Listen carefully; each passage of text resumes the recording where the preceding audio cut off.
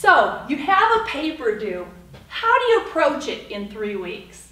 So in the first week that your paper is assigned, there are 4 tasks that you should begin. At least 3 tasks, but 4 for sure if you can. First week, the first day that you get that assignment, do a quick, what do I know about my topic paper? What you can do is just open up a document on your paper, type up, here's what I know. Because that way your brain starts engaging with the topic. What do I know about my paper? Sometimes I say also write down what do I need to find out. That's a good, that gives you a good sense of where you have to go on things. Then consider conducting a survey. If you have questions about it, chances are good that your readers will also have questions, that your peers will also have questions. So ask those questions, find out what they know. You could have asked, for instance, Dino, on that Mesozoic paper that you wrote, you could have done a survey amongst your peers, and maybe if you're going to continue that research on it, this would be a good survey. Find out, say, how many of my peers know whether the Mesozoic era or the Paleozoic era comes first? And then what you could do, once you have those results, you can tabulate those. That could be a shocking statistic to begin your paper with. You know, most students, or 9 out of 10 students do not know the difference between the Mesozoic and the Paleozoic era. So you would have some facts built into your paper by doing a survey. You could find out what people know about it and use that to your advantage. The other thing you should do during week 1 is to write a brief 2 perspectives paper. And I call it 2 perspectives because what you need to do is you need to just do a quick Google search. Nothing fancy. You don't have to visit the academic databases for this or anything. Just do a quick search and say, what are people talking about with this topic? And then try to find 2 different perspectives. For instance, and I keep referring to your Mesozoic paper because that was so good, what you have so far, and I do hope you continue that research. But those 2 perspectives, you could look at, perhaps one scholar's looking at the botany of the Mesozoic era, and the other's looking at the geologic foundations in the Mesozoic era, or whatever it is. But 2 perspectives, just type out a brief little paragraph. Dr. Smith says, this and that about the botany of the Mesozoic era, and Anne Schenectady says this and that about the geologic foundations during the Mesozoic era. So you have 2 things. You got 2 things in your brain with that. And with that, then by the end of that first week, and let me just say this stuff does not take long. This is about 15 minutes here in front of the computer. What do I know? Survey, you can create that on one of the free survey building sites online. That should take you 15 minutes. 2 perspectives might take a little longer, 15 to 30 minutes, so you've only spent about an hour doing this in your first week, but it contributes greatly. And start on your research. How much time do you have left over? Try to donate. Donate your time to your education. Try to give about 2 or 3 hours if you can that first week. So the first week, maybe a total of 3 to 4 hours on your paper. If you can, if all you could do are these and maybe start to dig into the research, that's okay, but at least make a start on this one for week number 1. On week 2, you're interested in doing 3 things. The first is to create a 3 conversations summary. And what that is somewhere between week 1 and week 2, you should talk to 3 people about your topic. You just want to see what people know, because you never know what kind of good information people have. You never know what someone might say that might spur a whole nother way of thinking or delving into your research. So have 3 conversations in 15 minutes. Just write up. I had a conversation with person A, he or she said this. I had a conversation with person B, conversation with person C. Write those conversations up. But your main focus this week is creating your annotated bibliographies. And I strongly, strongly encourage you to create one. If you're not familiar with the annotated bibliography, please find out more about it either on another video of mine or on one of the educational websites.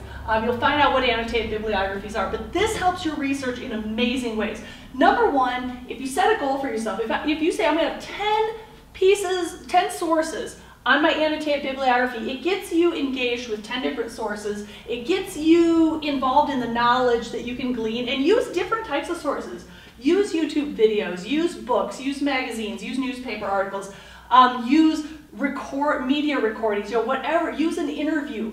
Interview the archaeologist, because I think you are going to continue that research on that Mesozoic era. So interview that archaeologist. It's worth digging into, and if nothing else, it might lead you down another trail for another paper down the road. But complete your annotated bibliography, and then at the end of the week, it's Friday night, you're done thinking about your paper, and rightly so, but before you shut it off, just in 15 minutes, type up quickly, what do I want to say about my topic?